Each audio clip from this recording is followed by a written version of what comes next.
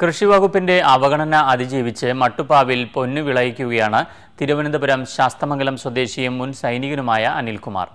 ലക്ഷങ്ങൾ മുടക്കി സർക്കാർ നഗരങ്ങളിൽ നടപ്പാക്കിയ സൗജന്യ മട്ടുപ്പാവ് കൃഷി പദ്ധതി തുടർ മാർഗനിർദ്ദേശങ്ങൾ നൽകാൻ കഴിയാത്തതുമൂലം പരാജയപ്പെടുമ്പോഴാണ് ഈ കർഷകൻ നേട്ടം കൊയ്യുന്നത്. ഇന്ത്യൻ ആർമിയിൽ ഹവീൽദാർ ക്ലർക്കായി സേവനമനുഷ്ഠിച്ചിരുന്ന അനിൽകുമാർ ജോലിയിൽ നിന്ന് വിരമിച്ചതോടെയാണ് കൃഷിയെ കൂടുതൽ അടുത്തറിയാൻ ശ്രമിച്ചത്.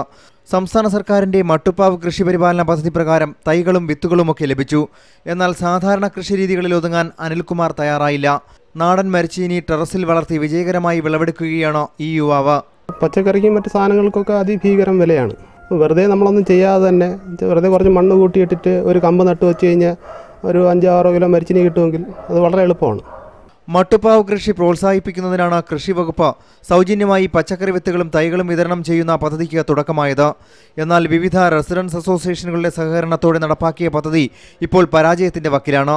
കൃഷിക്ക് വേണ്ട തുടർമാർഗ നിർദ്ദേശങ്ങൾ നൽകാനോ കീടനാശിനികളോ വളമോ മിതമായ നിരക്കിൽ വിതരണം ചെയ്യാനോ കൃഷി വകുപ്പിനാകുന്നില്ല. അനിൽകുമാറിനെ പോലെ വിരലിലെണ്ണാവുന്നവർ മാത്രമാണ് സ്വപ്രയത്നം കൊണ്ട് മട്ടുപ്പാവ് കൃഷി മുന്നോട്ട് കൊണ്ടുപോകുന്നത്. ചെയ്യുന്നത് വളരെ ചുരുക്കം വീടുകളിലാണ്. അതിപ്പോൾ എവിടെ പോയി നോക്കിയാലും ഈ സാധനം പലയിടത്തും കാണുമില്ല. സർക്കാർ നടപടി നല്ലതാണ്, പക്ഷേ ഇതിൻ്റെ ഫർദർ എന്ത് കാര്യത്തിൽ ചെയ്യുന്നത് പോലെ റോഡ് പണി ചെയ്യുന്ന പോലെ തന്നെയാണ്. മുമ്പോട്ടുള്ള കാര്യം സീറോ.